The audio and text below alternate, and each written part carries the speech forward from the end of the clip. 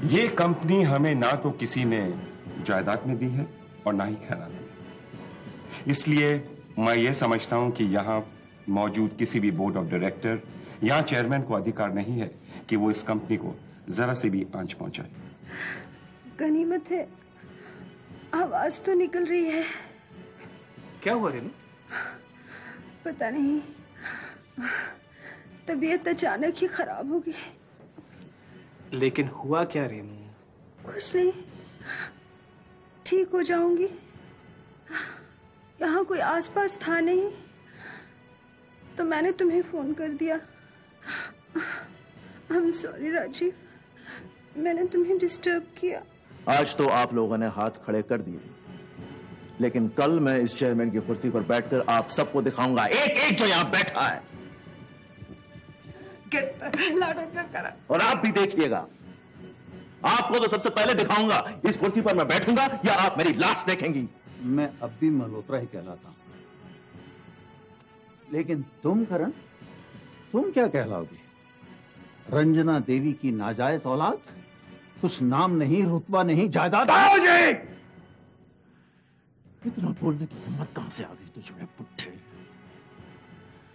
लेकिन इन चंद लम्हों में तुम्हारे मौत की वजह तय हो गई था। आज की तारीख को याद रखना, मारने से पहले तुम्हारे कान में ये तारीख दोहराई जाएगी ताऊजी।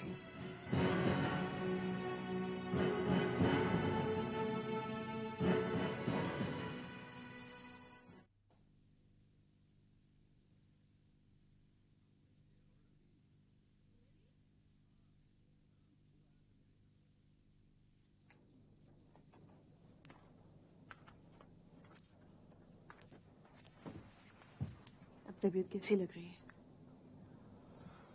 बेहतर है, लगता है बहुत पुराना बुखार उतर रहा है। मैं तुम्हारे लिए कुछ हल्का फुल्का खाने के लिए तैयार करती हूँ, बाद में मेडिसिन भी लेने हैं। रहने दो स्वेतलाना, मैं घर जाके सब कर लूंगी। ये मकान भी तो थोड़ा बहुत घर जैसा है, कम से कम रात भर गुजारने लायक। तुम कहीं नहीं जाओगी, समझे? मैं खाना तैयार करती हूँ। स्वेतलाना, 2 मिनट बैठ जाओ। खाना तो तैयार करो, उसके बाद आराम से बैठते हैं। नहीं अभी, प्लीज। लो बैठ गए।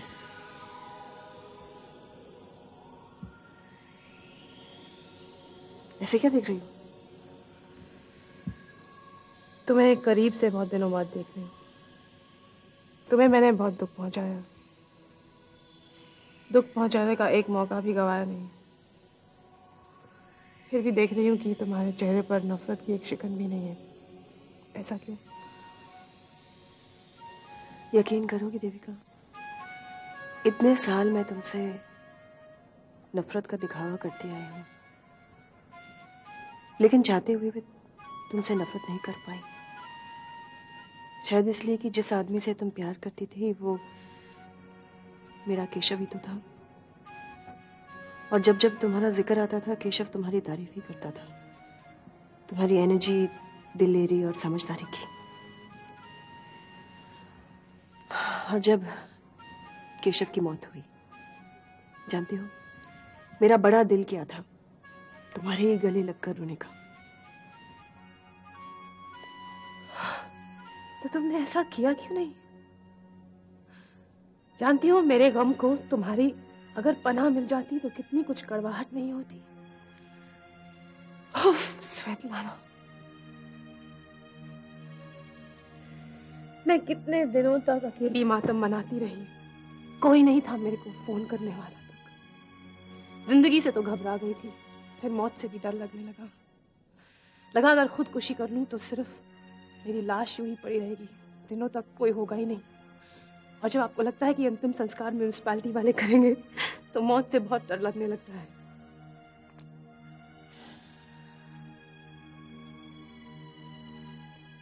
मैं बहुत बार बीमार रह चुकी हूँ, लेकिन आज पहली बार अपने माथे पर किसी की हथेली का स्पर्श महसूस किया। जब आप अकेले बीमार होते हैं तो दवाइयों से बीमारी उतर जाती है, लेकिन आत्मा बीमार हो जाती है। बहुत सारी बीमारियां लगी हैं देवका की आत्मा को। और ये सब तुम्हारी गलती है। तुम उस वक्त मेरे पास आ जाती इसके साथ। बस आज पहली बार तुमने मुझे अपनी तकलीफें बताई हैं। अब देखना मैं कैसे एक एक करके तुम्हारी सारी तकलीफों को दूर कर देती हूँ।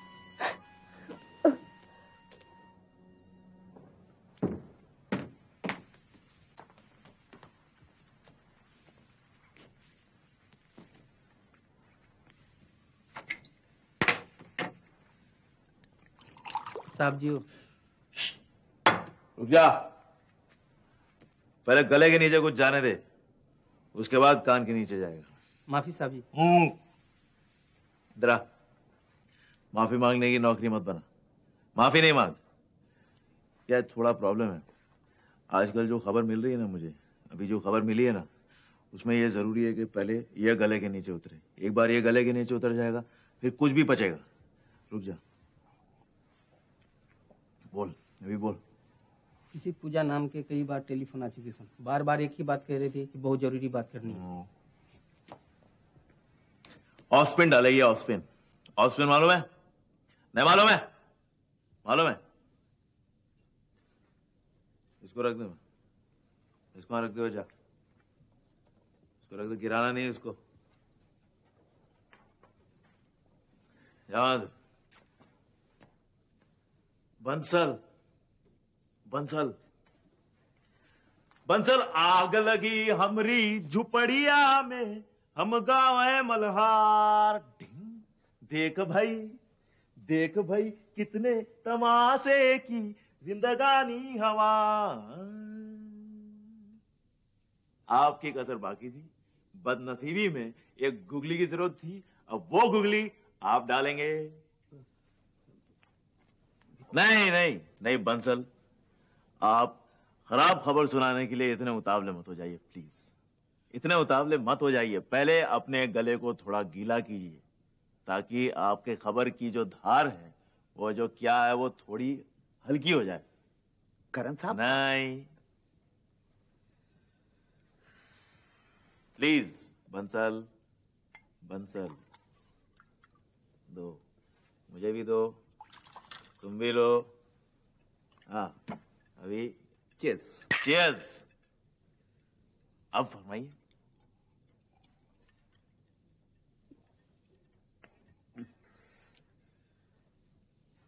करण साहब, हमें एंटीसिपेटरी बेल की अर्जी दे देनी चाहिए। यानी आपको भी यकीन हो गया कि मैं गिरफ्तार हो जाऊंगा? नहीं, ये देखिए, ये शाम के अखबार में इस बात को ऐसे छापा है जैसे कोई कांड हो गया हो। अरे क्या छापा है? किसके पाप से इंडस्ट्री धंस रही है? अरे क्या धंस रही है? बंसल क्या कर रहे हो तुम? जिसने खबर बनाई उसे खबर दिखा रहे हो तुम। क्या हो गया तुम्हें? करण साहब, आप बात को संजीदगी से नहीं ले रहे हैं। क्यों लग रहा है तुम्हें ऐसा? आप ऐसा कुछ मतलब? अरे मुस्कुराते कभी देखा तुमने मुझे? मुस्कुराते पहले कभी देखा हुआ है? करण साहब, आप तो मुस्कुराने की बात पे भी नहीं मुस्कुराते हैं। नहीं मुस्कुराते ना, कहां से मुस्कुराएंगे भाई? जीत की आदत होगी है। जीत की आदत होगी है तो मजा नहीं आता है, लेकिन जब पिट जाते हैं, पिट जाते हैं, तो मजा आने लगता है, तो मुस्कुराने लगते हैं। आप बेल की अर्जी दे दीजिए। जी, तो मैं इजाजत चाहता हूं। बंसल,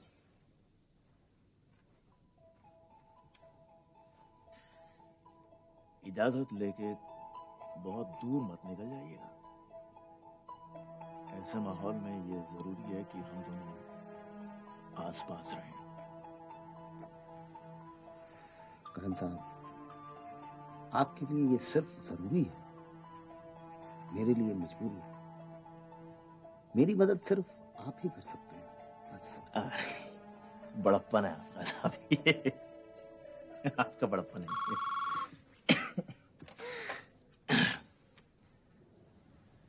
हेलो, कौन? करण? Thank god. बेटा, बिल लाओ।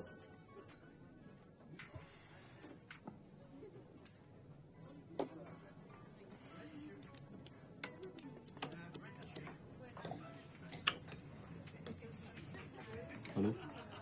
हाँ भैया, अब हम बियर पी कर बाहर निकलने का तैयारी में। मुंह से बोल फूटे तो पहचान आए। हम आपको फिर फोन करता हूँ। Waiter bell.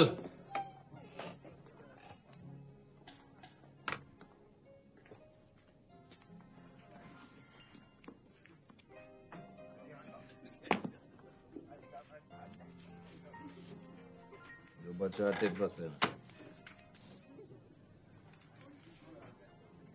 वो होम डिलीवरी करते हो? होम डिलीवरी नहीं, एक्स्ट्रा पैसा नहीं होता। आप रहते का सर? नजदीक में रहते हैं, बिल्कुल रेस्टोरेंट के पीछे। डिलीवरी का 20 रुपया लगेगा सर। 100 रुपया चलेगा। मेनू कार्ड ला के दो फोन नंबर के साथ। जाओ।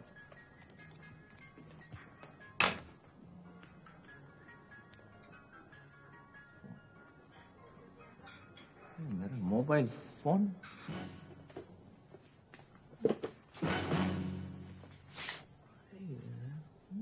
कहाँ गया?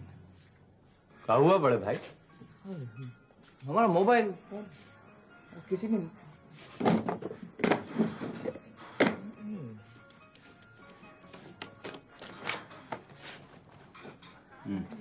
भैया कोई है, आप तुरंत आ जाओ।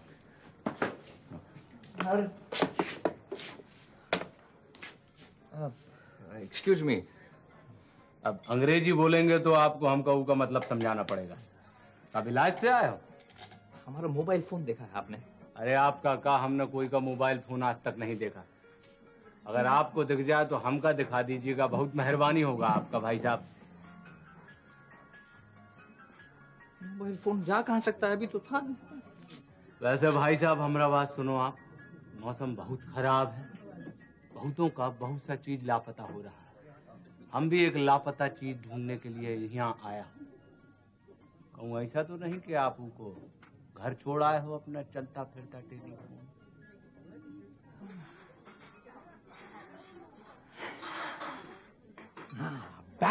बैग में छोड़ आए हैं हम।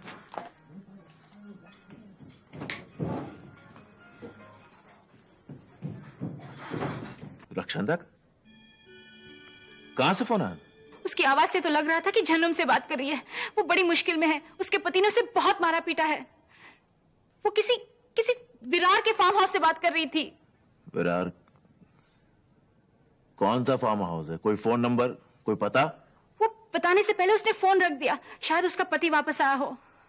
मैं देखो, 3 घंटे तक अगर मेरा फोन नहीं आता है तो पुलिस को फोन कर देना। विरार जाना है अभी। जी हाँ, वो डॉक्यूमेंट्स कल तक पहुंच जाएंगे। जी हाँ, ओके बाय। निशी, तुम? हाय राजीव, मैं 2 पल के लिए अंदर आ सकती हूँ? सिर्फ 2 पल के लिए। ना, 2 पल के लिए नहीं। जिंदगी में जितने पल बाकी है उतने पल के लिए। प्लीज कम इन। राजीव, मैं दरअसल तुम्हारा शुक्रिया अदा करने आई थी। शुक्रिया अदा करने के लिए आने के लिए शुक्रिया मेम साहब। वैसे मैं शुक्रिया अदा के काबिल नहीं हूं, लेकिन फिर भी अगर गलतफहमी में आ गई हो तो दैट्स ग्रेट। मैं सारे गलतफहमियों का दाह संस्कार करके आई हूँ। मेरे धुतकारे जाने पर भी तुमने मेरी फिक्र की। तुम बहुत ऊंचे इंसान हो राजीव। ये अचानक आज मेरा कद क्यों नापा जा रहा है? तुम्हारे सामने अपने आप को बहुत छोटा महसूस कर रही हूँ। मैंने तुम्हारे बारे में इतना कुछ गलत सोचा। ये मेरा गलत सोचना ही मेरे छोटेपन की निशानी है। I am sorry Rajiv, you are great. मुझे यकीन नहीं हो रहा है कि तुम वही निशी हो जो कुछ दिन पहले मेरा चेहरा तक नहीं देखना चाहती थी, जिसने मुझे अपनी सारी नफरतों के हवाले कर दिया। तुम वही निशी हो। I don't believe it. सही को गलत समझना और गलत को सही समझना, ये तो मेरी पुरानी आदत है। लेकिन आज तुम्हारे सामने जो निशी खड़ी है वो तुम्हारी बहुत इज्जत करती है राजीव। देखो देखो निशी, तुम भले ही मेरी इज्जत ना करो, लेकिन उस दिन की तरह मुझे बेइज्जत मत करना। खास करके जब तुम मुझे बेइज्जत करती हो तो पता नहीं क्यों मुझे कुछ ज्यादा ही बेइज्जती महसूस होती है। Sorry Rajiv, once again please ये सब भूल जाओ। तुम्हें नहीं मालूम तुमने महेन और मल्होत्रा इंडस्ट्रीज को किस तरह बचाया है। तुम्हारा वो ऐन वक्त पर फोन कॉल आना। एक और न्यूज दूं तुम्हें। मुझे वो होटल रिसोर्ट्स का कॉन्ट्रैक्ट मिल गया है मैडम। सच? इंटीरियर्स कौन कर रहा है राजीव? मैं पहले उनसे मिल लूं, फिर आपकी मुलाकात करवा लूंगा। No problem. कौन है वो लोग? मेरी नजर में जो सबसे अच्छी डिजाइनर है, मिस निशी। तुम जानती हो ना? Rajiv come let's go. Coffee पिलाओगे? बिल्कुल। चलो। आज शायद पहली बार जब मैं बोर्ड मीटिंग से बाहर आया तो मैं खुश था। अरे इतनी खुशी तो मुझे उस दिन भी नहीं हुई थी जब मुझे चेयरमैन बनाया गया था। उस दिन मैं चेयरमैन तो बन गया था, लेकिन दिल ही दिल में अच्छी तरह जानता था कि हमारे खानदान के अलग अलग टुकड़े हो गए। लेकिन आज सब एक ही सुर में मल्होत्रा इंडस्ट्री की तरक्की की बातें कर रहे थे। और सुन के दिली खुशी हुई मेरा। आज मुझे पहली बार ये महसूस हुआ कि अगर हम सब मल्होत्रा एक साथ आके जुट जाए तो इस कंपनी को कहां से कहां पहुंचा सकते हैं। पहले अक्सर बोर्ड मीटिंग्स में आपसी मुद्दे उछाले जाते थे। सब लोग इसी कोशिश में लगे रहते थे कि कैसे एक दूसरे को नीचे दिखाना है। लेकिन आज की मीटिंग में सबका एक ही मकसद था, मल्होत्रा इंडस्ट्री की तरक्की। और जानती हो इस दिशा में हमारा पहला कदम क्या है? मिस्टर करण सिंह साहब को मल्होत्रा इंडस्ट्री से निकाल दिया गया है। क्या? करण को मल्होत्रा इंडस्ट्री से निकाल दिया गया? मेधा, जिस किसी के दिल में मल्होत्रा इंडस्ट्री के प्रति थोड़ी भी वफादारी है ना, वो करण को बर्दाश्त नहीं कर सकता। करण को निकाले जाने के फैसले पर सिर्फ एक ही ऐतराज हुआ था, बाकी सब सहमत थे। ऐतराज किसका था? रंजना देवी। हाँ, वो ऐतराज खुद करण का था। रंजना देवी कुछ नहीं बोली? बोली, काफी कुछ बोली, लेकिन उनकी हर बात करण के खिलाफ थी। क्या? हाँ मेधा, आज उनकी बातें सुनकर महीनों बाद उन्हें मां कहने को बड़ा दिल किया। आज उनकी बातों में करण के लिए अंधी ममता नहीं, बल्कि मल्होत्रा इंडस्ट्री के प्रति उनका फर्ज सुनाई दे रहा था। और इस सारे सिलसिले की शुरुआत मयंक चाचा ने की थी अपना इस्तीफा देकर। उन्हें फाइनली अपनी गलतियों का एहसास हो गया, लेकिन फॉर्चुनेटली बोर्ड ने उनका इस्तीफा मंजूर नहीं किया। और तो और रंजना देवी ने मल्होत्रा इंडस्ट्री की इस हालत का जिम्मेदार खुद को ठहराया। मेधा, सब ठीक हो रहा है, सब ठीक हो जाएगा। मुझे अपने यकीन पर इतना यकीन हद से पहले कभी नहीं था। तुम्हारी आवाज में खुशी सुनाई दे रही है। I can feel it. जिसने मुझे तुमसे कहीं ज्यादा खुश कर दिया है। ऋषभ, मैं कब से तुम्हें फोन करने की कोशिश कर रही थी, फोन लग नहीं रहा था, इसलिए मैं खुद चली आई। बात क्या है पूजा, कुछ बताओ तो सही। रक्षंदा का फोन आया था। क्या? कहां से फोन किया उसने? विरार के किसी फार्म हाउस से। ज्यादा देर बात नहीं हुई, लेकिन मुझे इतना पता है कि उसके पति ने उसे कैद करके रखा है, उसे बहुत मारा पीटा है। ऋषभ प्लीज जाकर उसका पता कर लो। करण शायद उसकी खोज के लिए निकल चुका है। करण? अगर करण उसकी खोज के लिए निकल चुका है तो मुझे निकलने की क्या जरूरत है ना? ऋषभ प्लीज, फिलहाल तो तुम कम से कम अपने और रक्षंदा के बीच किसी और को मत आने दो।